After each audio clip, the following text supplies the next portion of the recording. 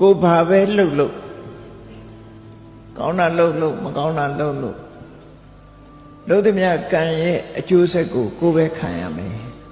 ကိုပဲဆန့်ရမယ်ဟောဒါဟာသူ့ရဲ့အမွေခံပဲကံရဲ့အမွေခံပဲဖြစ်ရမယ်လို့ဒီအမြင်ကိုမြင်မှုလို့ရတယ်ဒါကိုကမ္မတက္ကတာသမာဓိဋ္ဌိလို့ခေါ်တယ်ကိုလှုပ်တာကိုနဲ့သာသက်ဆိုင်တယ်လို့မြင်တဲ့အမြင်ဟာဘလို့တမိုးရှိတယ်လဲစဉ်းစားကြည့်စัจ jit နဲ့တွေးကြည့်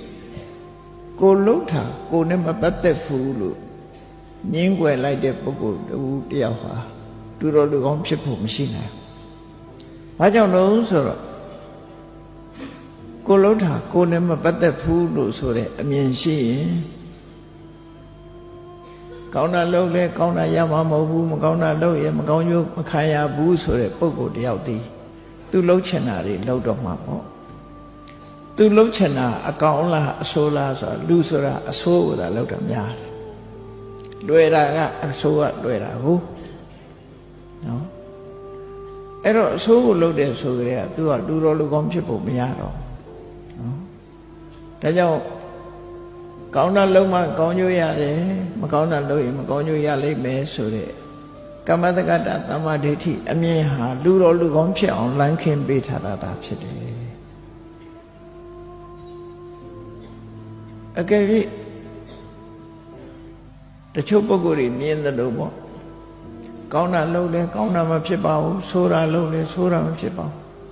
မဟုတ်တာလုပ်တဲ့လူတွေကြီးပွားနေတယ်ဟုတ်တာလုပ်တဲ့လူတွေဆင်းရဲနေတယ်ဆိုတဲ့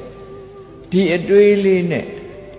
ကံကံကြီးကျိုးကိုညှင်းပယ်မှုတွေလည်းဖြစ်တတ်သေးတယ်ပေါ့နော်သို့တော့စဉ်းစားရမှာအခုတည်းပင်ဆိုင်ဒီနေ့ဆိုင်ဒီနေ့ပင်ပေါက်ပြီးတည်းသီးစားရပါမလားမစားရဘူးအချိန်ဆိုတာရှိသေးတယ်နော်အချိန်ဆိုတာရှိသေးတယ်ဆိုးတာလုပ်ပြီးကောင်းကျိုးချမ်းသာရနေတဲ့ပုဂ္ဂိုလ်ဟာရှေးတုန်းကအကျိုးဆက်တွေကိုခံစားနေတာသာဖြစ်တယ်ပေါ့ကောင်းတာလုပ်ပြီးဒုက္ခရောက်နေတဲ့လူတယောက်ဟာလည်းပဲရှေးရခင်ကလုပ်ခဲ့တဲ့အကျိုးဆက်တွေကိုခံစားနေရခြင်းသာဖြစ်တယ်လို့ဒီလိုနားလည်ပြီးရဖြစ်တယ်